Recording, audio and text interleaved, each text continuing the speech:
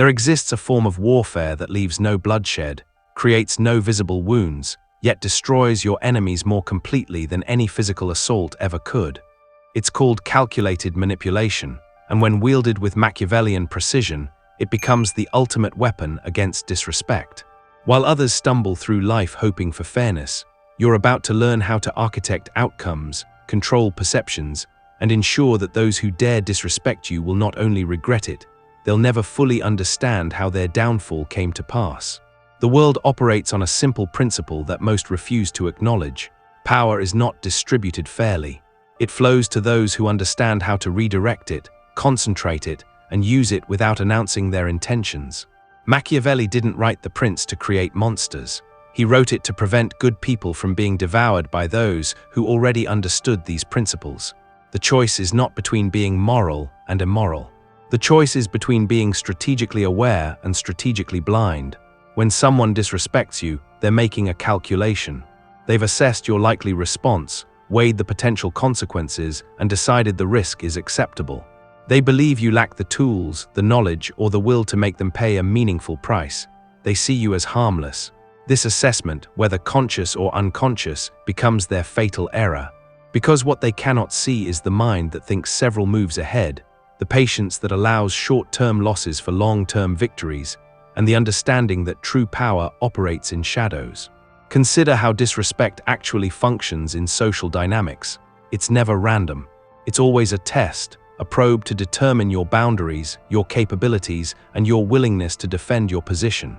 When someone interrupts you repeatedly, dismisses your ideas, or treats your time as worthless, they're conducting reconnaissance. They're mapping your defenses, looking for weaknesses, establishing dominance patterns. Most people respond emotionally, reactively, predictably. They either explode in anger, revealing their lack of control, or they absorb the insult silently, confirming their weakness. Both responses provide valuable intelligence to your opponent while strengthening their position. But you're going to respond differently. You're going to understand that every act of disrespect is actually an opportunity. An opportunity to gather information about your opponent's psychology, their insecurities, their blind spots. An opportunity to begin a campaign that will systematically dismantle their confidence while building your own influence. An opportunity to demonstrate that crossing you carries costs they never anticipated. The foundation of crushing disrespect lies not in immediate retaliation, but in strategic patience. Machiavelli understood that the most devastating victories come to those who can delay gratification, who can absorb temporary humiliation while constructing permanent solutions. When someone disrespects you, your first instinct might be to strike back immediately. Resist this impulse.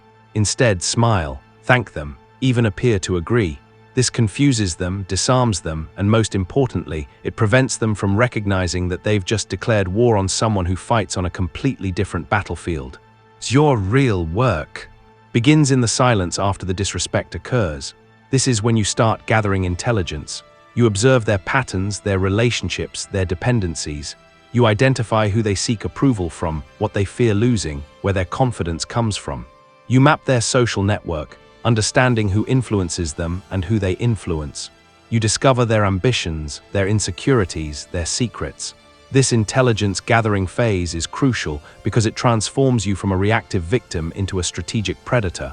Let's examine how this works in practical terms. Imagine a colleague who consistently interrupts you in meetings, dismisses your contributions, and takes credit for your ideas.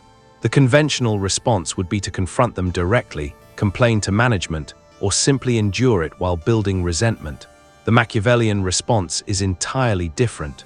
You begin by studying their behavior patterns. When do they interrupt? What triggers their dismissiveness? Who are they trying to impress? What are they insecure about? You might discover that they interrupt most when the department head is present, suggesting their behavior is performative, designed to establish dominance in front of authority figures.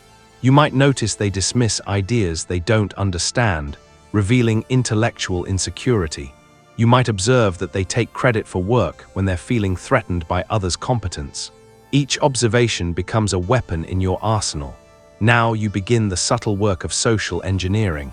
You start feeding them information that makes them look foolish when they present it as their own. You ask questions in meetings that expose the gaps in their knowledge.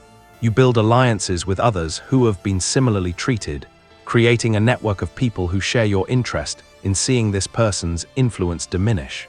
You begin documenting their behavior, not to file complaints, but to have evidence when the right moment comes to use it.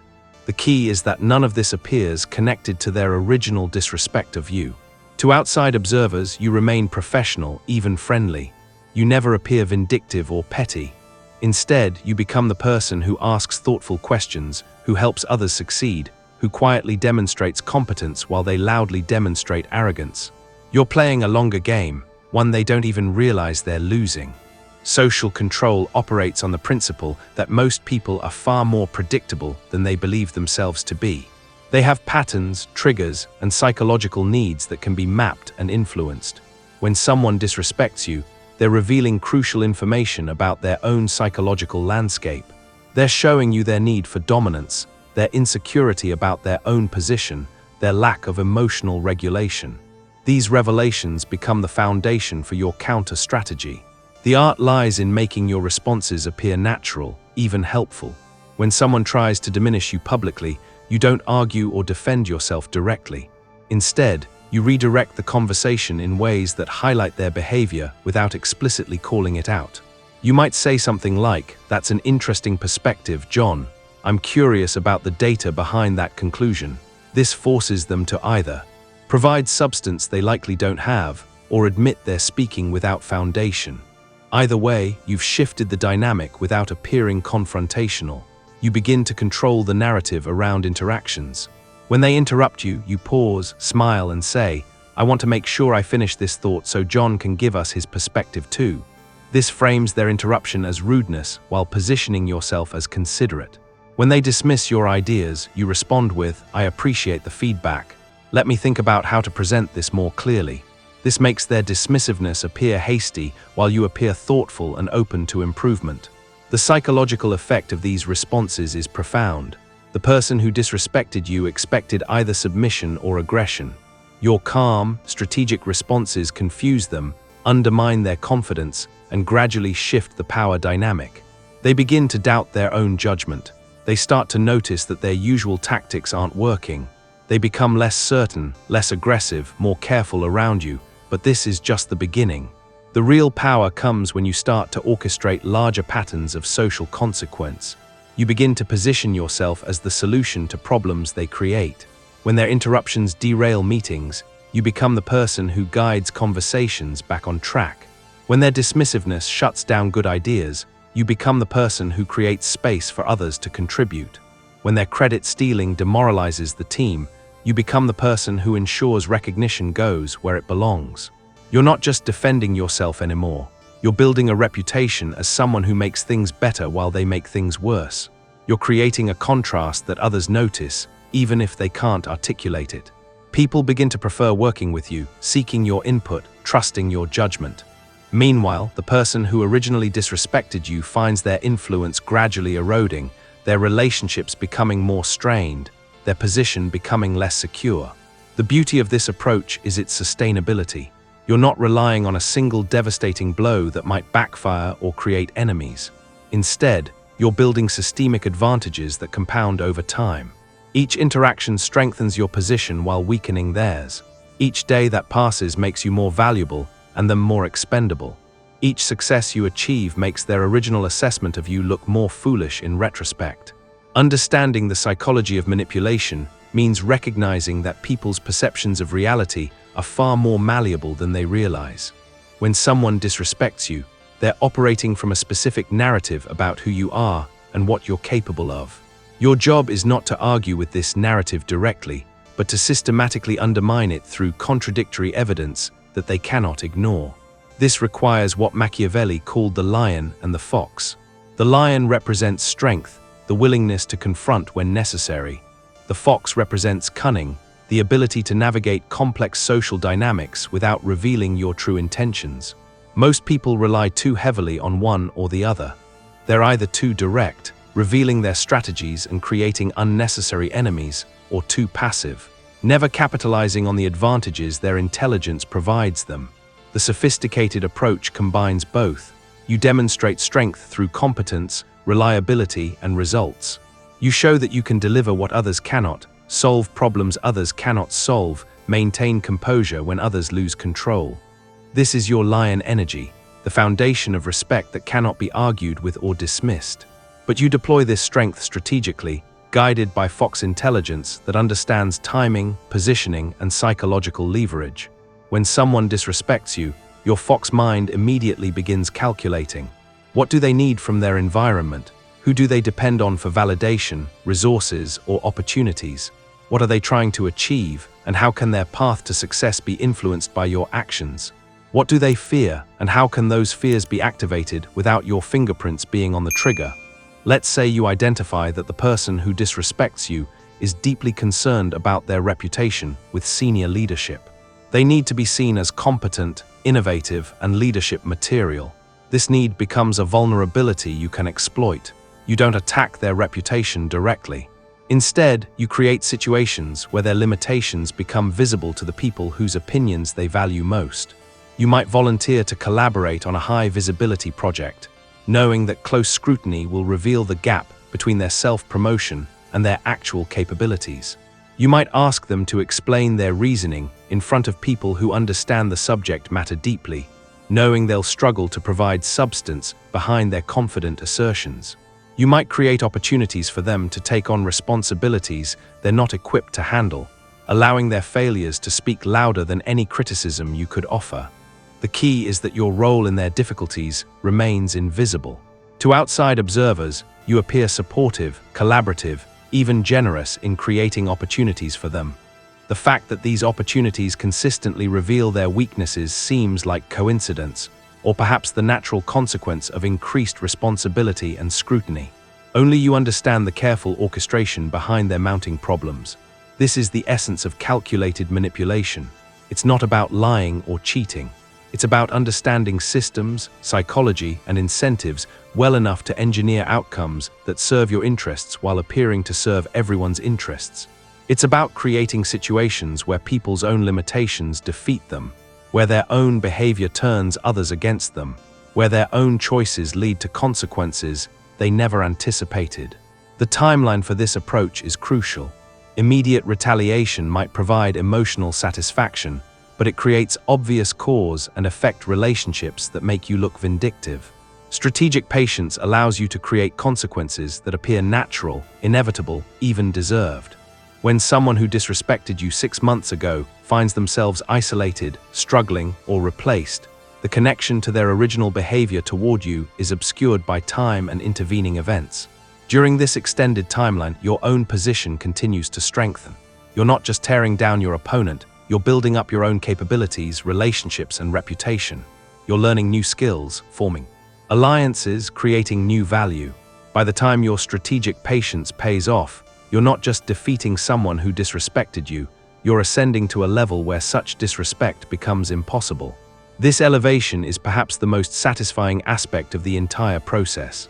The person who originally assessed you as weak, naive, or inconsequential must now confront evidence that their judgment was catastrophically wrong.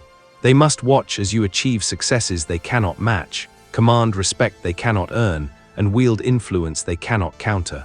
Their original disrespect becomes a monument to their own poor judgment. But the true mastery lies in how you handle this reversal of fortune.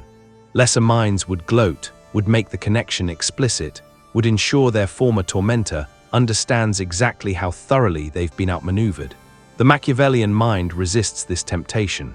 You remain gracious, professional, even magnanimous. You offer no hint that their current difficulties are connected to their past behavior toward you. This restraint serves multiple purposes. It prevents them from understanding your capabilities, ensuring they won't be better prepared for future conflicts. It maintains your reputation as someone who rises above petty concerns, focusing on results rather than personal grievances. It denies them the clarity that might allow them to learn from their mistakes or warn others about underestimating you. Most importantly, it establishes a pattern that others will observe and internalize. People around you will notice that those who treat you poorly seem to encounter unusual difficulties, while those who treat you well seem to benefit from unexpected opportunities. They won't be able to prove causation, but the correlation will be clear enough to influence their behavior toward you. This is how you create a reputation that protects you from future disrespect. People begin to sense, even without conscious understanding, that crossing you carries hidden costs while supporting you carries hidden benefits. They can't articulate why, but they find themselves being more careful around you, more considerate of your input, more respectful of your boundaries. The psychological impact on potential challengers is profound. When someone considers disrespecting you, they must now factor in the mysterious tendency for such behavior to be followed by professional setbacks, social isolation, or personal difficulties. They cannot prove you're responsible, but the pattern is too consistent to ignore. This uncertainty, this sense that you might be more dangerous than you appear, becomes your most powerful protection. You've transformed from someone who absorbs disrespect into someone who radiates subtle threat. Not the crude threat of obvious retaliation, but the sophisticated threat of someone who operates on levels others don't understand. This transformation represents a fundamental shift in your energetic signature, a metamorphosis that changes how you move through the world at the most cellular level. You've become what Machiavelli would recognize as a true practitioner of power, someone who achieves their objectives while maintaining plausible deniability, someone who wins wars without battles, someone who commands respect through demonstrated capability rather than demanded recognition. This evolution didn't happen overnight. It was forged in the crucible of repeated disrespect, each incident serving as a masterclass in human nature and power dynamics. Where once you might have internalized blame or questioned your own worth, you now see these encounters as valuable intelligence gathering opportunities. Every slight, every dismissive comment, every attempt to diminish you has become data points in your expanding understanding of how people reveal their true nature when they believe there are no consequences for their actions. The sophistication of your approach now lies in its invisibility. Where amateurs broadcast their intentions and telegraph their moves, you've learned the art of strategic ambiguity. Your responses have become chess moves rather than checkers' reactions. You understand that true power whispers while weakness shouts, that the most devastating responses often appear completely unrelated to the original offense, separated by enough time and circumstance to maintain perfect deniability while delivering precise consequences. The compound effects of this transformation extend far beyond dealing with disrespect. You've developed skills in reading people, influencing outcomes, and navigating complex social dynamics that serve you in every area of life. Your ability to decode microexpressions, to hear what people don't say, to understand the subtext beneath social interactions has become razor-sharp. You can now identify insecurity masquerading as confidence, desperation disguised as demand, and weakness attempting to present as strength. This enhanced perception allows you to anticipate problems before they fully manifest, to redirect conversations before they become confrontational, and to position yourself advantageously in situations others don't even recognize as competitive. You've become fluent in the unspoken language of power, status, and social hierarchy that governs most human interactions, but remains invisible to those who haven't been forced to study it for survival. You've built a network of allies who have benefited from your strategic thinking, people who have witnessed your ability to navigate complex situations with grace and effectiveness. These aren't just casual acquaintances, but individuals who have seen you in action, who understand your value, and who now serve as both resources and reputation builders. They speak of your competence in rooms you'll never enter, opening doors you didn't even know existed. Your reputation for competence and reliability has become a form of social currency that opens doors others cannot access. When your name comes up in conversations, it's associated with results, with someone who gets things done without drama, with someone who can be trusted with sensitive information and complex challenges. This reputation wasn't built through self-promotion or loud declarations, but through consistent demonstration of capability under pressure. More fundamentally, you've changed your relationship with power itself. You no longer hope for fair treatment or wait for others to recognize your worth. This shift represents perhaps the most profound aspect of your transformation.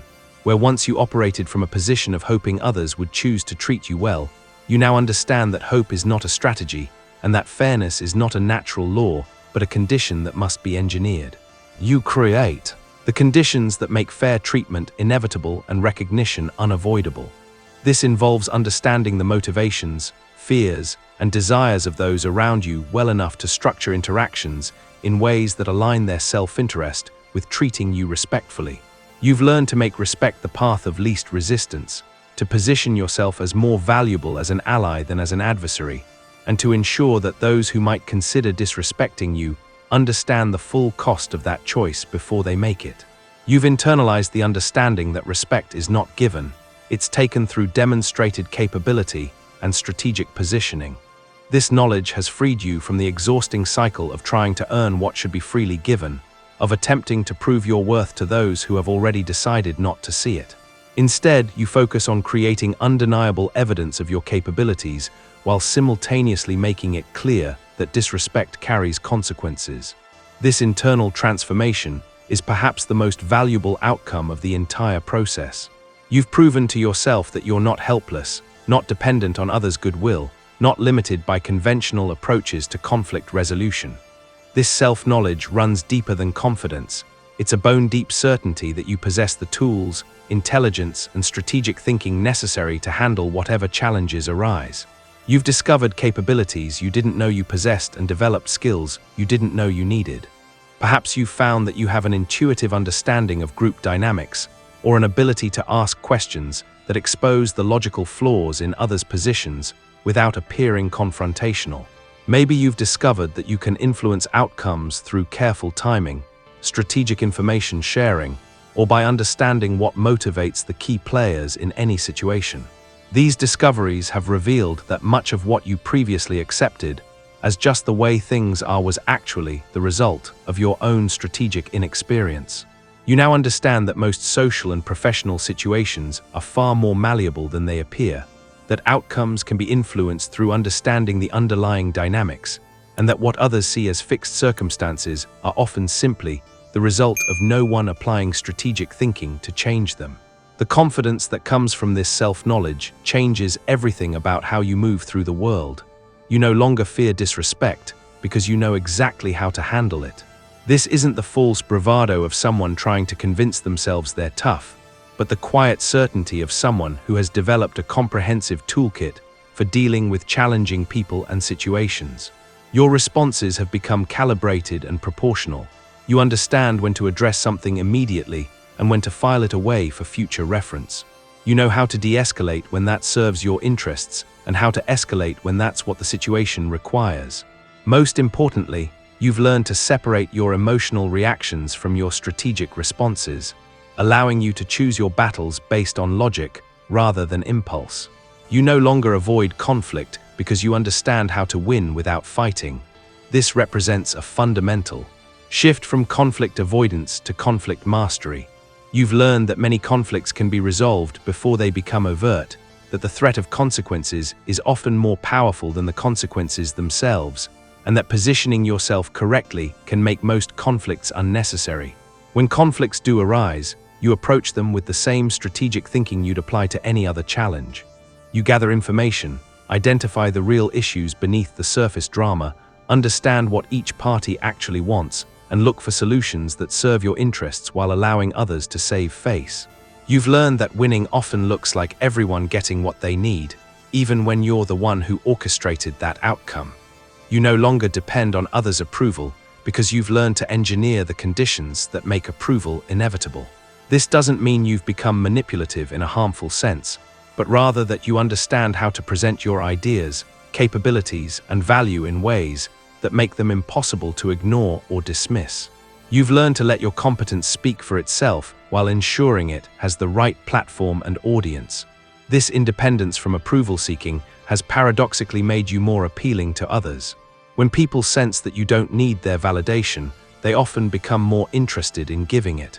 When they understand that you have other options, they're more likely to value your presence.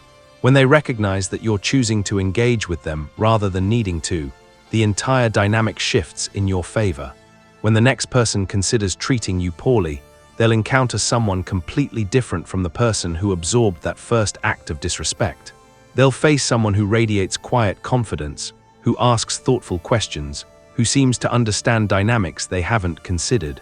Your presence now communicates competence, awareness, and capability without you having to say a word. The questions you ask have become particularly powerful tools. Instead of defensive responses or emotional reactions, you've learned to ask questions that expose the logic, motivations, and assumptions behind disrespectful behavior. These questions often reveal that the person hasn't thought through their position, doesn't understand the full context, or is operating from emotions rather than facts. The beauty of this approach is that you're not attacking them, you're simply helping them reveal the weaknesses in their own position. They'll sense, without being able to explain it, that disrespecting you would be a mistake. This intuition comes from multiple subtle signals you now emit unconsciously. Your posture, your tone, your word choice, and your timing all communicate that you're someone who understands the game being played and has the skills to play it well.